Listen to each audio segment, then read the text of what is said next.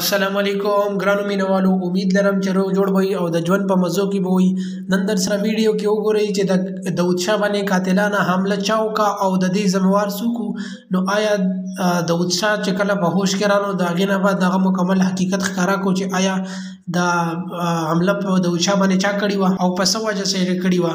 نو په دې ویډیو کې در سره مکمل ویډیو در سره پورې وګورئ او زموږ چینل در سره سبسکرایب کړئ او بیل آیکن هم دباو کړئ چې زموږ کومه نوې ویډیو راځي چې هغه تاسو ته زر تر زره در رسي.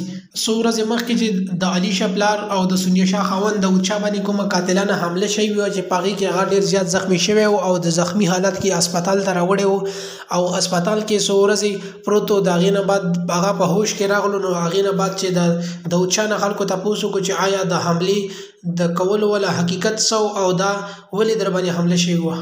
نو داود شاه ورته مکمل حقیقت ښکاره کړو چې آیا د حمله په کومه وجه شوې وه.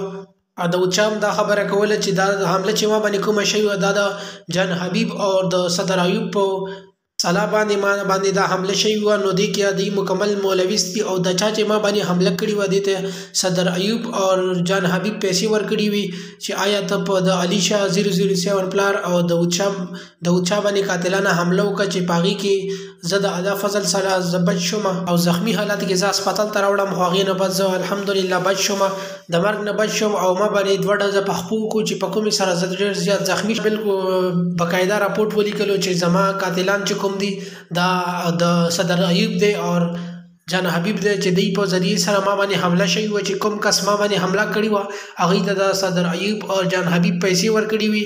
ولې چې دوی زما سره او زما د ښځې سرطون سونیا شاه سره دوی په جګړې دي. نو د هغې وجې نه په ما باندې قاتلانه حمله وکړه او څو ځله ما باندې دوی قاتلانه حمله پیل هم کړې وه او دوی ما ته وارنینګ هم راکړی و چې به مونږ قاتلانه حمله کوو او تا به مونږ قتل کوو. زه په دې حملې سره بالکل بچ شولم. زموږ نورو ویډیوګانو لپاره چینل سبسکرایب کړئ او بیل آیکن هم دباو کړئ چې زموږ نوې ویډیو تاسو ته زر تر زره در رسي. والسلام.